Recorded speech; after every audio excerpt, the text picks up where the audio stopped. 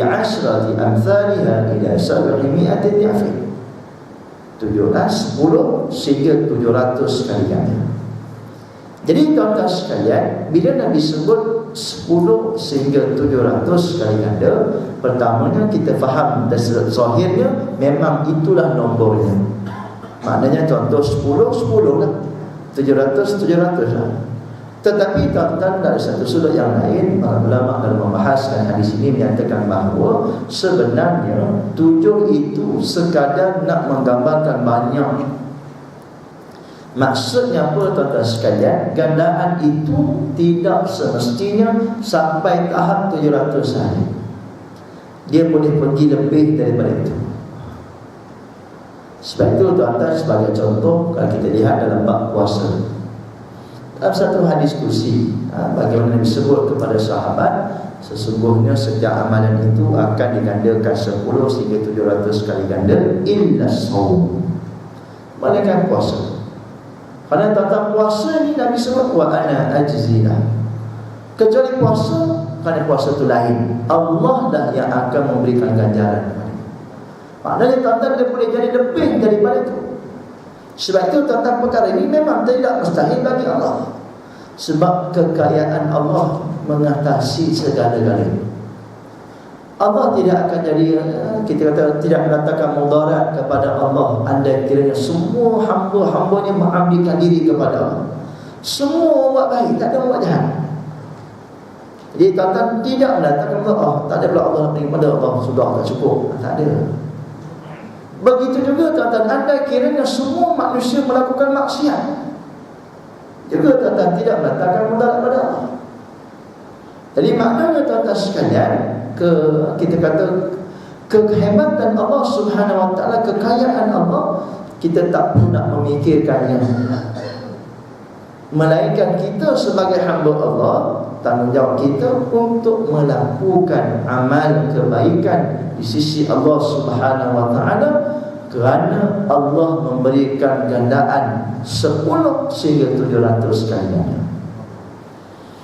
Dan ini sebenarnya tuan-tuan disebut oleh para ulama, iaitulah satu galakan kepada kita untuk bersegera melakukan amal kebaikan. Bila tuan-tuan kita dah tahu dan kita dah faham Allah akan gandakan kebaikan yang kita buat, maka sepatutnya kita menjadi hamba Allah yang bersegera untuk melakukan amal kebaikan. Dan selalu kita sebut tuan-tuan, amal kebaikan yang ada di atas muka Allah ini memang terlalu banyak. Tugas kita buat sahaja amal kebaikan. Jangan kita takut tuan-tuan, jangan kita risau, betul ke Allah rekod ni, betul ke Allah, jangan duk kita fikir macam tu tuan-tuan. Jangan risau. Rakib dan atik kita tuan-tuan kerja 24 jam. Orang kata 24 jam, memang 7 hari seminggu, 365 hari setahun. Dia tak ada MC tuan-tuan. Kalau ada MC memang sukalah kita. Tak tengok mana hari yang mereka MC, mana hari yang cuti, kita pun ambil tangtu cuti.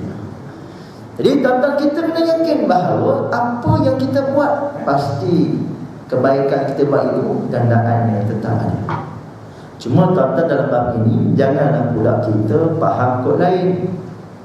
Kadang-kadang tuan-tuan, bila kita dah faham, suka kita kebaikan digandakan, kejahatan tidak. Jadi menyebabkan seseorang itu dia boleh jadi malas untuk beribadat. Jadi tuan-tuan masuk surau, okey dah, ambil Quran, dia pun baca Bismillahirrahmanirrahim, Alif Lam Mim, sudahlah, Sadaqallahul Azim, baca tu je. Terkejut Haji sebelah, Haji pun tegur, Mat, takkan baca satu ayat ni? Mak pun jawab, Haji, itulah Ustaz ceramah, Haji tidur. Itu bukan sini lah, tempat lain. Jadi tuan-tuan, kata Mamat ni, dia kata Haji, Ustaz dah sebut dah tadi, Nabi bersabda, apabila seseorang hamba Allah itu membaca Al-Quran, maka Allah akan cantikkan setiap huruf itu satu kebaikan dan digandakan dengan 10. Dan Nabi pun sebut dalam hadis itu, tidaklah aku berkata Alif Lam Mim itu satu huruf, tetapi Alif satu huruf, Lam satu huruf, Mim satu huruf. Maknanya tuan-tuan, memang setiap huruf itu satu kebaikan digandakan dengan 10. Jadi tuan-tuan, pada alif lam mim itu saja sudah 30. Cuma tuan-tuan, bukanlah kita nak berkira-kira. Kalau kita berkira-kira tuan-tuan sekalian, hari ini baca alif lam mim, esok kita baca pula Taha, Sadaqallahul Azim. Hari ini baca 3, esok baca 2. Lusa tuan-tuan sekalian kita baca pula Nun. Surah Al-Qalam kan satu huruf je, Sadaqallahul Azim. Dia tuan-tuan dah lusa macam tu, itulah memang qalu inna lillahi. Jadi atas sebab itulah dalam kita nak kita kata memahami perkara ini, iaitulah satu galakan dalam agama kita untuk kita bersegera berlumba-lumba melakukan amal kebaikan.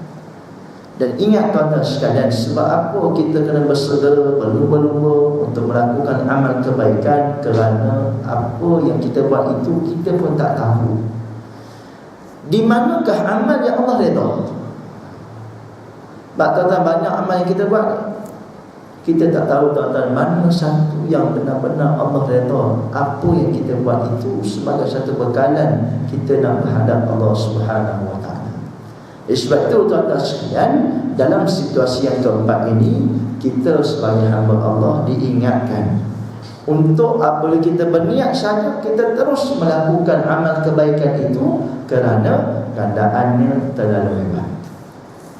Antaranya tuan-tuan dalam firman Allah Subhanahu Wa Taala dalam surah Al-Baqarah ayat 261. Allah Subhanahu Wa Taala berfirman, a'udzubillahi minasyaitonir rajim.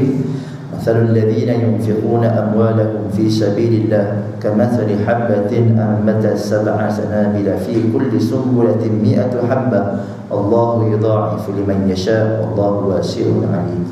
Kata Allah Subhanahu Wa Taala, bandingan orang yang menginfakkan hartanya pada jalan Allah seumpama satu benih yang mengeluarkan 7 tangkai, dan setiap tangkai itu ada 100 biji. Jadi tuan-tuan, maknanya Allah gandakan 700 kali ganda orang yang menginfakkan hartanya pada jalan Allah.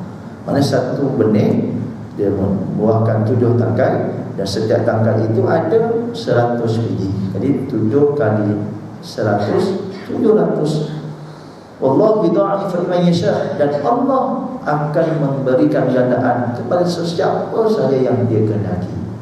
Allahu wasi'un 'alim, dan Allah Maha luas pemberiannya dan Maha mengetahui. Maka sebab itulah hadirin dan hadirat sekalian, inilah di antara kita sebut ruang lingkup kefahaman kita dalam kita memahami luasnya rahmat Allah Subhanahu Wa Taala di atas muka bumi ini, termasuklah dalam bab yang kita bicarakan pada malam ini berkenaan dengan al-hasanah was-sayyi'ah, kebaikan dan kejahatan. Mudah-mudahan apabila kita memahami perkara ini, dia akan memberikan beberapa manfaat kepada kita. Yang pertama, saya nak tegaskan, dalam kita melakukan kejahatan, jangan kita melihat itu satu perkara yang remeh. Kalau kita melihat tentang perkara itu perkara yang remeh, maka sebab itu kita akan senantiasa bergelumang dengan maksiat. Tetapi kalau kita melihat itu sebagai satu perkara yang cukup berbahaya kepada diri kita, kepada amal kebaikan kita, maka kita akan melihat walaupun satu dosa kecil yang kita buat, kita akan bersegera untuk bertaubat kepada Allah Subhanahu Wa Taala, beristighfar kepada Allah Subhanahu Wa Taala. Dan yang kedua, tuan-tuan, dalam kebaikan, maka selalulah kita, senantiasalah kita untuk merancang, untuk berniat sungguh-sungguh untuk melakukan kebaikan. Dan dalam kita berniat itu, maka bersegeralah kita melakukan kebaikan. Jangan kita tangguh-tangguh, tuan-tuan sekalian. Benda baik ni, tuan-tuan, jangan ditangguhkan. Benda jahat tak apa tangguh. Tapi benda baik ni, tuan-tuan, jangan ditangguh-tangguhkan, kerana gandaannya terlalu besar di sisi Allah Subhanahu Wa Taala. Mudah-mudahan Allah Subhanahu Wa Taala mempermudahkan urusan kita untuk menjadi hamba-Nya yang benar-benar beriman dan bertakwa kepada Allah Subhanahu Wa Taala. Jadi tuan-tuan muslimin dan muslimat sekalian, saya kira cukup dulu setakat itu. Sekiranya peringatan pada malam ini, moga-moga apa yang disampaikan memberikan manfaat untuk semua. Ada soalan tak? Macam mana? Penghulu segala taubat. Maksudnya? Penghulu segala istighfar. Penghulu segala istighfar. Disebut istighfar ada dalam maghfirah. Macam mana saya pun lupa. Ya, itulah. Jadi penghulu segala istighfar disebut oleh Nabi sallallahu alaihi wasallam. Macam mana dunia ni? Allahumma anta rabbi la ilaha illa anta khalaqtani wa ana 'abduka wa ala ahdika wa 'ahdika mastata' wa a'udzu min syarri ma sana'tu wa a'udzu bika min syarri tak ingatlah. Tapi itulah. Jadi dalam maghfirah itu tentang penghulu istighfar. Tak apalah tuan-tuan sekalian, apa pun niat kita istighfar. Astaghfirullahalazim, kita mohon sungguh-sungguh keampunan daripada Allah Subhanahu wa taala. Dan sebenarnya para ulama menyatakan kepada kita bahawa malulah kita dengan Rasulullah.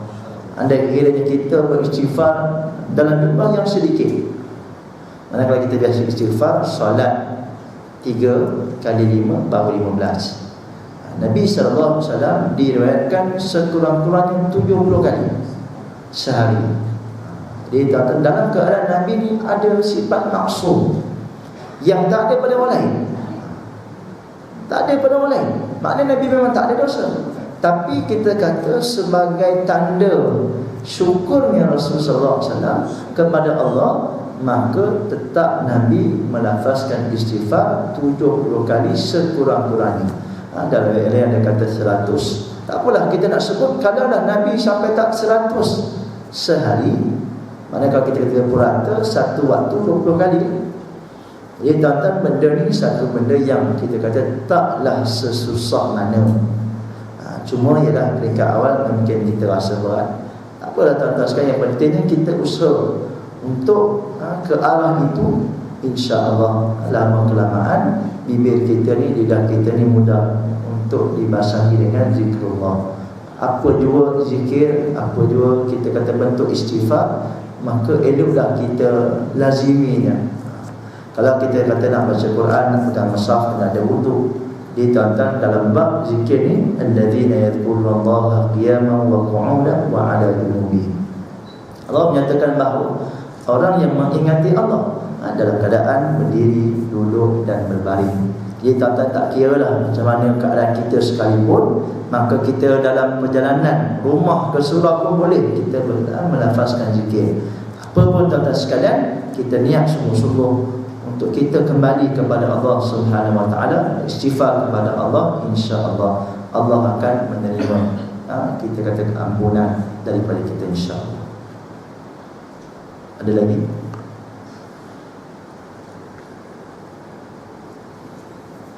Ya, kalau tak ada, alhamdulillah, syukur pada Allah, kita ke penghujungnya. Cuma sebelum saya nak akhiri, ada sedikit pengumuman. Yang pertama, seperti biasa, di belakang sana ada sedikit jualan produk susu kambing.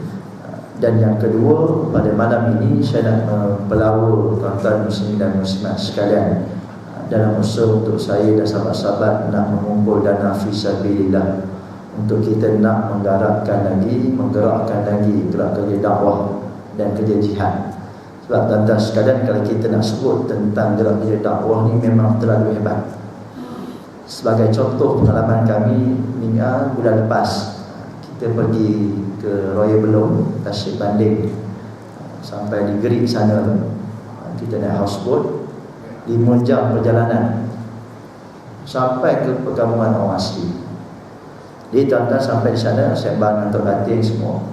Memang tuan-tuan, mereka ni ialah banyak agama, dan kami pergi tu tempat yang dia kata tak ada agama.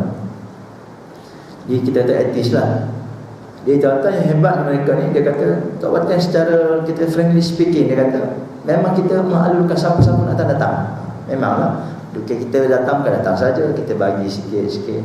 Jadi dia kata tuan-tuan sekalian, yang paling banyak sekali datang orang Kristian, orang Buddha. Dia kata orang Islam ni ialah ada kadang-kadang, dia kata. Dia tuan-tuan, maksudnya apa saya nak sebut, banyak lagi kita kata kerja dakwah yang kita perlu buat. Selain tuan-tuan kita di sini pun ada kita kata usaha yang kita buat, maka kita kena juga kembangkan. Itu baru cerita di sana, belum cerita di Sabah tahun lepas kami pergi pun sama juga. Jadi tuan-tuan, maknanya nak sebut banyak lagi usaha yang perlu kita perkemaskan dalam usaha untuk kita nak memartabatkan agama Allah Subhanahu Wa Taala dan nak meletakkan agama Allah di tempat yang tertinggi. Mana tuan-tuan kita pun rasa ialah tengok tuan-tuan sekalian rasa sian. Sebab tuan-tuan sekalian ialah seruan dakwah tu betul sampai tapi tak betul-betul sampai kepada. Jadi kami pergi pun ialah kami apa pun kita sembang-sembang bagi semangat sikit. Ialah ajak tu ajak cuma biasalah dia orang. Jadi dia bukan boleh on one shot. Dia kena ada kita kata jadual-jadual berkala. Jadi tuan-tuan tak mampulah bagi kita bagi sahabat kita lain pula dah. Kalau tak bulan pergi sana keren juga poket dia. Jadi tuan-tuan nak sebutnya kami masih lagi membuka peluang kepada tuan-tuan muslimin dan muslimat sekalian kalau ada segala bentuk sumbangan dengan niat infak fi sabilillah atau zakat fi sabilillah, mudah-mudahan semangat yang tuan-tuan berikan itu dapat sama-sama kita manfaatkan untuk kerja agama dan mudah-mudahan diberikan ganjaran yang besar di sisi Allah Subhanahu Wa Taala. Wallahu a'lam. Apa yang baik itu datang Allah Subhanahu Wa Taala, yang lemah dan kurang itu atas kelemahan diri saya sendiri. A'udzubillahi minasyaitonir rajim. Bismillahirrahmanirrahim. Alhamdulillahirabbil alamin wassalatu wassalamu ala asyrafil anbiya'i wal mursalin wa ala alihi wa sahbihi ajma'in. Allahumma ja'alna hadza jam'an marhuma wa tafarruqan ma'suma. Rabbana zidna 'ilma warzuqna fahma wa 'amalan salihan maqbula. Rabbana atina fid dunya hasanah wa fil akhirati hasanah wa qina azabannar. Alhamdulillahirabbil alamin. Subhanakallahumma wa bihamdika asyhadu an la ilaha illa anta astaghfiruka wa atubu ilaik. Wabillahi taufiq wal hidayah. Wassalamualaikum warahmatullahi wabarakatuh.